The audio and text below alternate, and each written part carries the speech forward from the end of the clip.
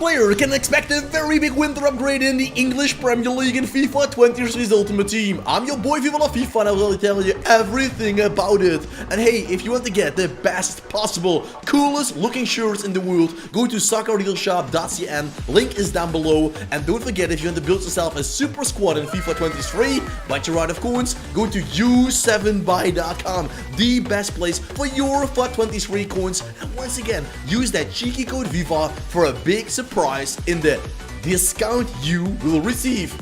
Enjoy! Starting off the episode with the proud leaders of the Premier League. When the World Cup is starting, there is a break of course, and Arsenal is leading Manchester City. They might be the biggest surprise because yes, they signed a couple of nice interesting players like Gabriel Jesus, but for the rest it's exactly the squad they had last year's. So they're doing a great job. Mikel Arteta is letting them pull out a very attractive playing style, and players are doing so much better. They said goodbye to Aubameyang, they said goodbye to Lacazette, and that was a good thing because both players are not actually contributing to the team they're playing with at the moment.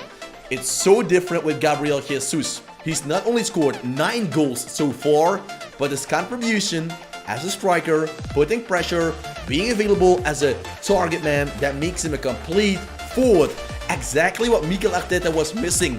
Not a ball tipping in player like Arteta really didn't like with Lacazette and Aubameyang. They didn't actually contribute to the game, but this man is, and for me, an upgrade to 85 is at least that we can expect. If you score 9 goals and 3 assists with a Newcastle team in the top 4 when you're going into the winter break, Almiron might be the surprise of the season. He got a lot of negative news at the start because everybody was like, this man has nothing to do in the Newcastle squad. He's never ever effective on the pitch.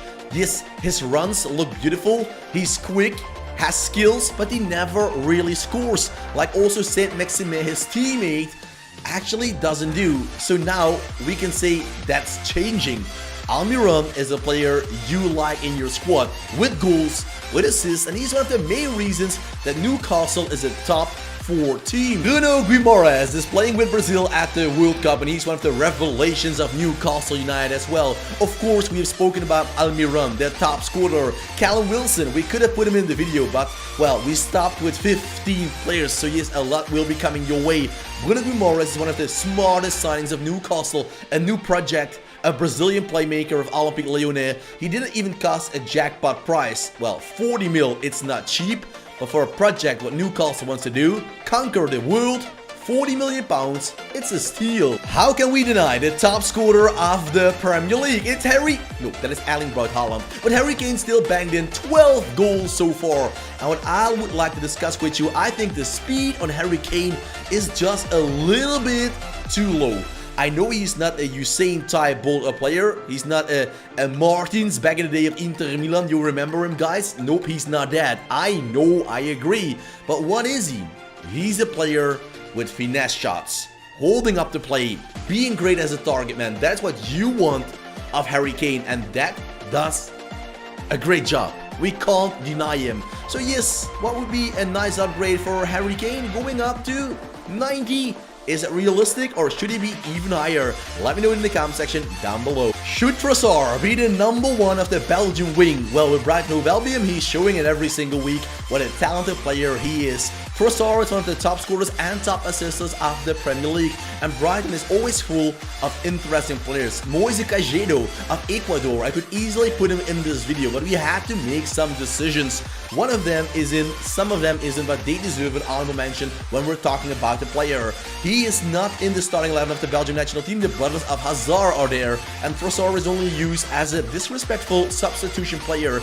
After the season so far he's having, I'm sure the big teams will be checked. With Phil Foden, we find ourselves the first Manchester City player, and after saying goodbye to Leroy Sané, Phil Foden is the man all fire down the wing. Forget about Leroy Sané. I know he's doing a great job, of course, at Bayern Munich, but Phil Foden can't be denied. He scores goals, he gives assists, he's working hard, has dribbling skills, is a nice playmaker down the wing, plus his speed is pretty awesome in real life in comparison with, I think a lot of you guys think, his FIFA card is. So if you take all that into notice, we can agree that Phil Foden is a card that will stay with you forever. He's the only goalkeeper. If you have more suggestions, put them down below. Bernd Leno of Fulham, he has the highest rating overall, a 7.2.1. Well, that is a nice rating, the highest as I told you in the EPL. The former goalkeeper of Arsenal is not even with the World Cup squad of Germany. Neuer, Ter Stegen, Kevin Trapp. 3 goalkeepers that would defend the goal of almost every single European country, but they're stuck on the bench of, yes, you heard it, Germany. Leno is doing a great job. He can rest a little bit because Fulham will need him to survive in the EPL. Where Leicester City had a disastrous start of the season, lately they are recovering step by step, and they have to thank their playmaker James Maddison.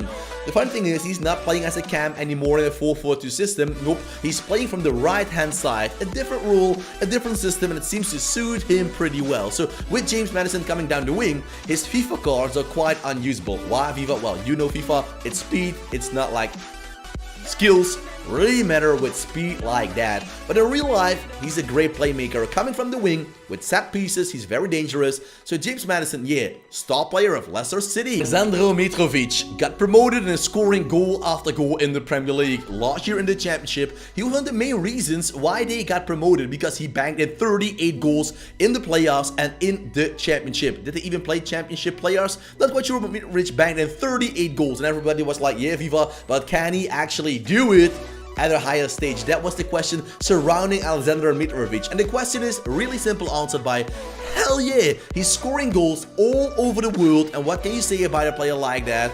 The only thing you can say, thank you Mitrovic for a fabulous goal scoring attribution, because without him, Fulham would be lost. Another striker, another top scorer. We're talking about Ivan Toney, Mr. Snaky Hand. He's scoring a lot of goals for the Bees of Brentford, and with that, Arsenal, Man United, Chelsea, everybody wants to get him. He also scored a very cool double pack away against Manchester City, winning the game for Brentford 2-1 on the counter-attack in the 98th minute. I think you remember that if you're a big football fan. Ivan Toney destroying the dreams of a lot of City fans and fueling the dream of another Arsenal Premier League title. But that is news from the past. We can't look into the future, but that Toney will make a big move that is written in the stars. Another one of the assets that makes Arsenal such an unpredictable, very hard to defend side is Saka. The youngster is only 19 or 20 years old. Don't forget that. He was pretty young when he made his starting 11 debut, and now he's there as one of the star players already. And with the attacking lineup like Gabriel Martinelli, Saka, and Gabriel Jesus, it's not only speed, it's also dribbling skills, and most importantly, hard-working players. Saka will never rest to defend. Martinelli, Gabriel Jesus, they work way harder than Aubameyang and Lacazette ever did in the whole season. So that makes the Arsenal machine a very good one and hard to beat. Leeds United, another struggling team, but Rodrigo got 9 goals in already, and he's not even starting every single game. Leeds has a problem scoring goals, but not Rodrigo. He's the only man really doing that. They played a very attacking playing style with Marcelo Bielsa. He's gone, but still Leeds is contributing a lot with goals and conceding goals every single year. So you know for sure, if you're watching a game of Leeds United, it will not be a bore. Rodrigo Bentancur of Tottenham Hotspur. Well, this man is playing with Uruguay at the World Cup. He already received 2 informed cards, if I'm not mistaken, in FIFA, and that sums up his whole season. He's a powerhouse. He's making the difference with important goals, with his attitude on the midfield. He's a playmaker, but also fighting very hard, like the Uruguay mentality. So with that, Tottenham find themselves a player that is ready for the fight and ready to fight for Champions League qualification, because what's the most important part in the Premier League? Maybe not even winning the Premier League, but reaching the top 4, so Champions League is guaranteed. And with Rodrigo Bentancur, that step is one step closer. Another World Cup debutant player, and that is McAllister. Pretty unknown for the big audience, but a starting player in the Lionel Messi Argentina side. And with McAllister, we find another Brighton Hove player. As I told you, Lamptey of Ghana, we could have put him in the video. Caziedo of Ecuador, we could have put him in the video. And so there are many Brighton stars that could make another massive move after the World Cup, or at least in the summer of 2023, because with all the playing time at the World Cup being important, with all the respect, a team like Brighton is too tiny to keep players in. So McAllister, keep it going, and in the winter or in the summer, a big deal could be coming for you. I promise you, Arsenal captain Granit Xhaka is the last Arsenal player in the video, because the man got laughed at so many times in the past. He was a meme player at one moment, and now he's a true captain. He's leading the players on the pitch, he's scoring important goals, everything you want from a captain. Granit Xhaka is bringing that onto that pitch. So with a player like Granit Xhaka, you know one thing for sure, there will be stability, there player will be a leader. The only thing is, don't get all those red cards he got earlier on in his career. If he can stop the red cards, he can become a stronger player. That's the only thing I want to talk about. If he becomes better and stronger, Bentancur, Granit Xhaka, they will be one of the best team of the season players available on that CDM spot in FIFA 20. And of course, we're finishing off the episode with the top scorer of the EPL. 18 goals in almost just as many games, or even less. So with Erling Braut Haaland, it is an explosive finish. And luckily, we can't admire him at the World Cup because Norway is not good enough at the moment as a team. Ole Gunnar Solskjaer can't play striker anymore, so yes, Haaland is not there, Martin Ødegaard is not there, and luckily, well, we will miss them. They're great players, but he can also prepare for the second period, let's call it like that, in the Premier League. And we know Haaland, how strong he is, a talented finisher. In the playmaker like Gabriel Jesus role, he's not as good as a striker, but who needs that? If he scores goals, Haaland is everything you want in your team. So, do you miss somebody? Is one of the deals not realistic? Let me know it in this video in the comment section. If you love it, leave a like, subscribe, and put on the notification bell. Thanks for watching, and I wish you all a fabulous day. Hey, don't forget to click the I button to watch more videos on this channel, and I can see you in the flag.